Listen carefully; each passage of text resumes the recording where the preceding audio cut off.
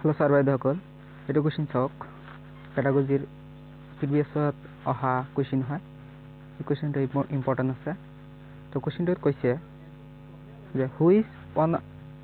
one of the following is good example of scaffolding তো scaffolding কাক কয় আপোনালোকে জানে তো মই সেই হিচাপত ইয়াৰ উত্তৰটো কোনটো হ'ব আপোনালোকে ভিডিঅ'খন পজ কৰি চাই লওক কিয়নো আজিৰ পৰা মই previous year or question solve কৰিম তো চাই লওক তো ইতিমধ্যে আপোনালোকে চাই লৈছে তো ইয়াৰ শুদ্ধ উত্তৰ হ'ব কোনটো মই দেখাই দি আছো অপচন 1 ত কৈছে offering a reward for solving the problem quickly তো ষ্টুডেন্ট সকলক বা ছাত্ৰ সকলক ৰিৱাৰ্ড প্ৰদান কৰিব লাগিব এটো কেতিয়াও সম্ভৱ নহয় আপোনালোকে কেতিয়াও ৰিৱাৰ্ড সিহঁতৰ দিব নোৱাৰে তো এটা অপচন কেনসেল তাৰ পিছত অপচন 2 ত আছে telling her that she can do it by trying to again and again আপুনি এজন শিক্ষক হিচাপে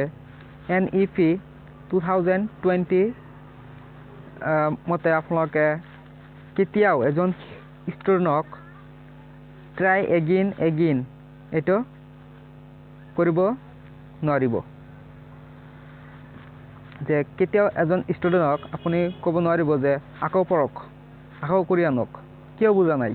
এনেকৈ ক'ব নোৱাৰিব তো এইটো নেগেটিভ পইণ্ট হয় তো আপোনালোকে নোট কৰি ৰাখক তাৰপিছত অপচন 3 ত আছে providing a half solved example এটো হ'ব পাৰে কেন আপোনালোকে যেতিয়া কোনো এটা অপচনত যদি প্রোভাইড দেখে এটো অ্যানসার বেশি হওয়ার সম্ভাবনা থাকে তো প্রোভাইড মানে কি সুযোগ প্রোভাইড করো হিয়তক কিবা প্রোভাইডিং করো মানে কিবা কি স্টুডেন্ট সকলক আমি দিবলৈ চেষ্টা করো এজন শিক্ষক হিচাপে তো এইটো হওয়ার সম্ভাবনা থাকে তো মই 4 নম্বৰ অপচনটো চাই আহো telling her she cannot go home till she solves the problem আপুনি এজন শিক্ষক হিচাপে কৈ আছে যে আপুনি যদি এই প্ৰবলেমটো কৰিব নোৱাৰে তেনেহলে আপুনি cannot go home আপুনি ঘৰত যাব নোৱাৰিব মানে ষ্টুডেন্ট জনে ঘৰত যাব নোৱাৰিব আপুনি কৈ আছে তুমি যদি এই প্ৰবলেমটো বা এই সমস্যাটো কৰিব নোৱাৰা তেনেহলে তুমি কি কৰিবা ঘৰত যাব নোৱাৰিবা এটা প্ৰেছাৰ ক্ৰিয়েট কৰিব নালাগে এটো আপোনালোকে জানে যে ষ্টুডেন্ট সকলক কেতিয়া আপনি জুলুম কৰিব নালাগে হিয়তক সদায় শিক্ষা এনেকুৱা হ'ব লাগে যে হিয়তে যেন আনন্দ মনে শিকিব পাৰে হিয়তৰ যাতে কোনো বোজা সৃষ্টি নহয় এটো আমি হিয়তক জুলুম কৰিব বাধ্য কৰি আছো তুমি যে এটো কৰিব নোৱাৰা তেনেহলে ঘৰত যাব নোৱাৰিবা তো এটো তো কেতিয়াও নহব তো অপচন 3 ইজ দা ইয়াতে কারেক্ট আনসার হ'ব কেন প্রোভাইড এটা মই স্টেপ পাইছো লগতে হাফ সলভ এক্সাম্পল মানে হাফ সলভ মানে কি বুজাইছে মানে আধা সমাধান কৰি দিছো কেতিয়াবা আপোনালোকে ক্লাছত সুধিছিলে ষ্টুডেন্টক যে আপুনি এটা পদ্য মুখস্থ কৰিব দিছে ষ্টুডেন্টজন আহি কৈ আছে স্যাৰ মোৰ গোটেইখিনি হোৱা নাই অলপ হৈছে তেতিয়া আপুনি কৈছে অলপ কোৱাকচোন তেতিয়া ষ্টুডেন্টজনে ক'বলৈ আৰম্ভ কৰিছে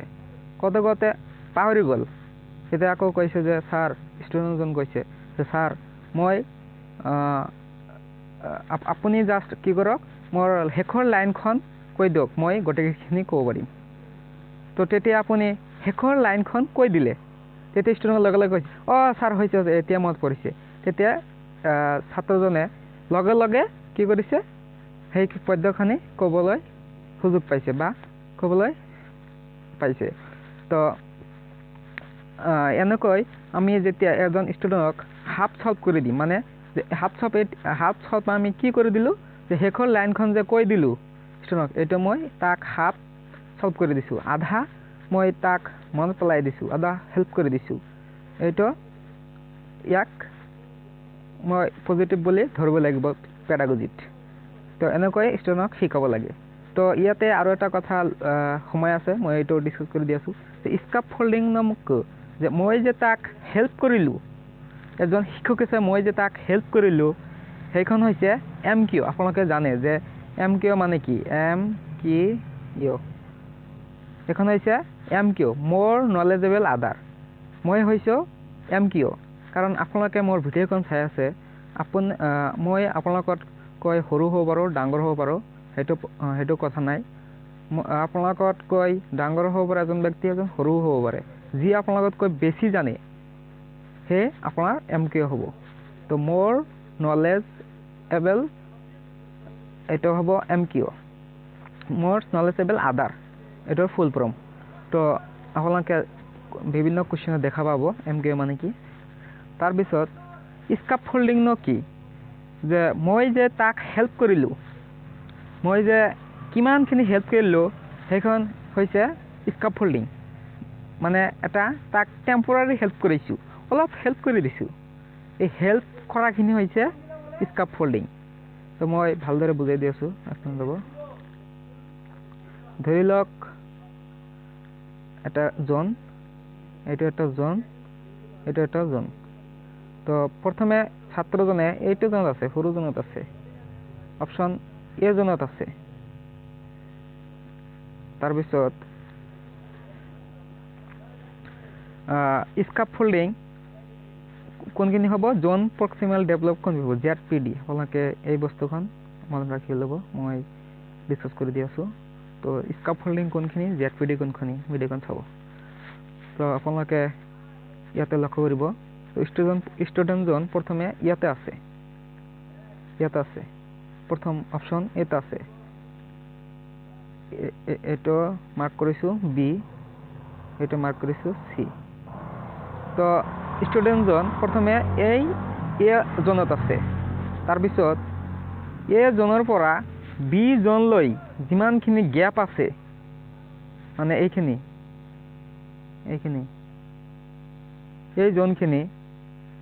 সেই জোনখিনিক জোন অফ প্ৰক্সিমেল ডেভেলপমেণ্ট ক'ব মানে ZPD আপোনালোকে জানে যে একচুৱেলি ZPD মানে কি বুজায় মানে গেপ কয় আপোনালোকে যিখিনি এজন ষ্টুডেণ্টে জানে তাৰ পৰা বি স্তৰলৈ যাওঁতে যিমানখিনি সিহঁতে শিকাৰ যে এটা নিৰ্দিষ্ট ধাপ আছে বা ষ্টেপ আছে সেইখনক ZPD বুলি কোৱা হয় আৰু যাৰ দ্বাৰা শিকে এই অপশ্যন এ পইণ্টৰ পৰা বি পইণ্টলৈ যাওঁতে যাৰ দ্বাৰা শিকে তাক আমি কি কওঁ MKO বুলি কওঁ মোৰ নলেজেবল আদাৰ বুলি কওঁ আৰু অপশ্যন এৰ পৰা অপশ্যন বি লৈ যাওঁতে যিমানখিনি সিহঁতৰ শিকিবলগীয়া হ'ল যিমানখিনি সিহঁতে শিকিলে যিমানখিনি হেল্পৰ সহায়ত শিকিলে এটা টেম্পৰাৰী হেল্প সেই হেল্পক স্কাফফোল্ডিং বুলি কোৱা হয় স্কাফফোল্ডিং বুলি কোৱা হয় তো মই ZPD লৈ মই এটা ভাল এটা ডিটেইলছ ভিডিঅ' বনাম তো আপোনালোকে সেই ভিডিঅ'খন চাব তো বেছি ডিছকাছ নকৰোঁ আপোনালোক খেলি মেলি লাগি যাব তো আপোনালোকে নিশ্চয় বুজিব পাৰিছে এই কুৱেশ্যন আনচাৰটো কৰিব পাৰিছে এতিয়া কুৱেশ্যনটো এবাৰ আপোনালোকে ভিডিঅ'খন প'জ কৰি আকৌ এবাৰ নিজে কৰিবলৈ চেষ্টা কৰক তো ভিডিঅ'খন কেনেকুৱা পালে কমেণ্টত জনাব আৰু এনেকুৱা ধৰণৰ ভিডিঅ' যদি বিচাৰে প্ৰত্যেকটা কুৱেশ্যন মই সলভ কৰি দিম তো এইখিনি কৈ আজি ভিডিঅ' সমাপ্ত কৰিছোঁ